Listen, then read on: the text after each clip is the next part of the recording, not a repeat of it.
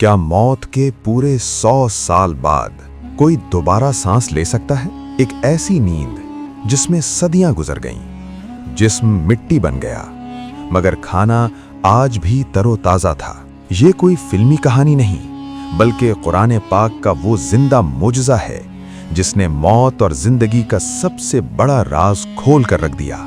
ये दास्तान है हजरत उज़ैर अलैहिस्सलाम की। एक दिन वो एक ऐसी बस्ती से गुजरे जो मुकम्मल तौर पर वीरान और तबाह हो चुकी थी। छतें जमीन बोस थीं, दीवारें खंडर बन चुकी थीं। इस खौफनाक मंजर को देखकर उन्होंने हैरत से अपने रब से पूछा, अल्लाह, इस मरी हुई बस्ती को दोबारा कैसे जिंदा करेगा? ये शक नहीं था, बल्कि रब की कुदरत को देखने की तड़प थी। अल्लाह को उनका ये अंदाज पसंद आ गया। इसी लम्हे अल्लाह ने उन्हें मौत दे दी। एक दिन नहीं, एक साल नहीं, बल्कि पूरे 100 साल तक वो वहां मुर्दा हालत में पड़े रहे। जमाना बदल गया, नस्लें गुजर गईं, मगर अल्लाह ने उन्हें दुनिया के लिए एक निशानी बना दिया। ठीक 100 साल बाद अल्लाह ने उन्हें दोबारा जिंदा किया। फरिश्ते ने पूछा, आप यहाँ कितनी देर रहे? सूरज ढल रहा था। उन्हें गुमान हुआ शायद बस एक मुख्तसर नींद ली है। बोले, एक दिन या दिन का कुछ हिस्सा।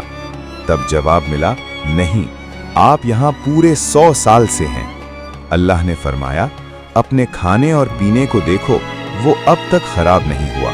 और अब अपनी सवारी के गधे को देखो, वो मर चुका था, उसकी हड्डियां गलकर बिखर चुकी थीं। फिर अल्लाह का हुक्म हुआ, देखते ही देखते हड्डियां हवा में उठीं, एक दूसरे से जुड़ी, उन पर गोश्त चढ़ा और वो गधा जिंदा होकर खड़ा हो गया।